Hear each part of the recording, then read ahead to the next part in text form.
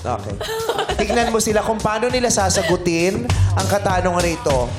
Base sa kanilang pananalita, mismo sa kasagutan, sa kanilang mata, at ikikilos, sila nga kaya ang breadwinner na tattoo artist. Ate, si Ate Ginalyn Recto, may mga tattoo na permanente. Diba? May mga tattoo naman na nabubura na. Gusto mo bang maging permanenteng breadwinner ka? Bakit? For me po, hindi ko po masasabing gusto kong maging breadwinner habang buhay. Kasi meron din akong plano para sa sarili ko.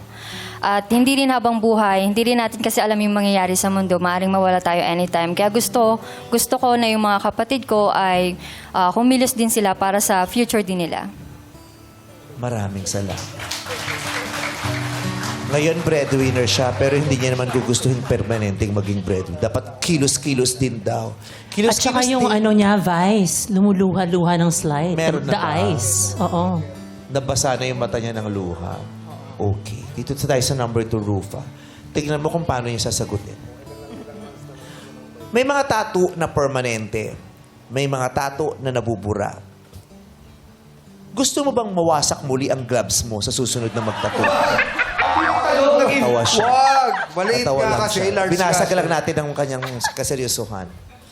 May mga tattoo na permanente, may mga tattoo na nabubura, kuya. Ikaw po ba, gusto mo po bang maging permanenteng breadwinner ng pamilya mo? Bakit? Para sa akin, mas pipiliin ko yung tattoo na nabubura.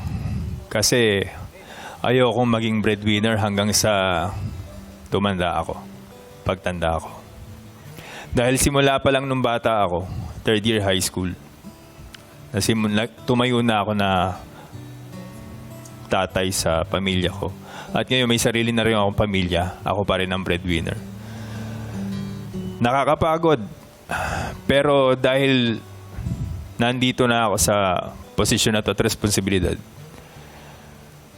dumarating din yung punto na gusto kong huminto na.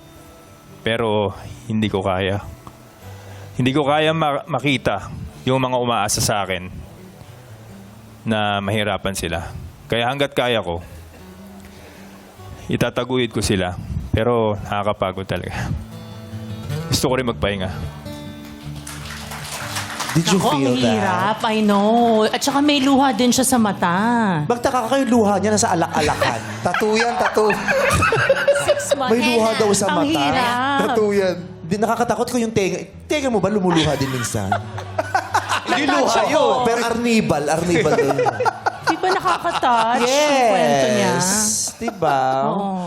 Nako. O, dito na tayo sa number 3 para lalo ka maguluhan, Rufa.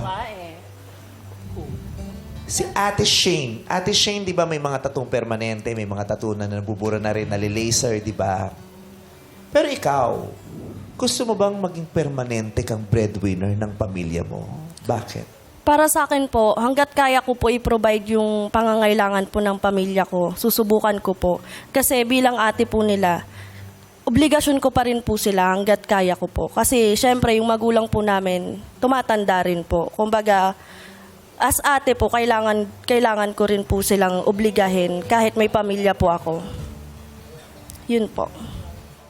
So, okay sa'yo maging permanenteng breadwinner? Okay lang po, hanggat kaya ko po. Okay.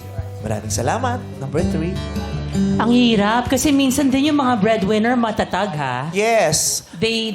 Ito kasi pinapakita niya talagang fear siya. Hanggat kaya niya, gusto niya maging breadwinner. At saka hindi ka pwedeng breadwinner kung hindi ka matatag. Sa kayo pupunta. Bakit ano? sunod Saan naman tayo? yung sinusunod. Sinapasyal mo naman siya. Ano to, tour? Oh my gosh! Naguguluhan na ako. Yes. Miss International! Ayan. Ito po, camera po yan. Camera yan. Kasi ito yung mga artist natin dito. Mag-hi ka naman sa madlang people. Hindi yung song Ayan, kanina, alin? yung Moana, Juana. Ano yun? What's that?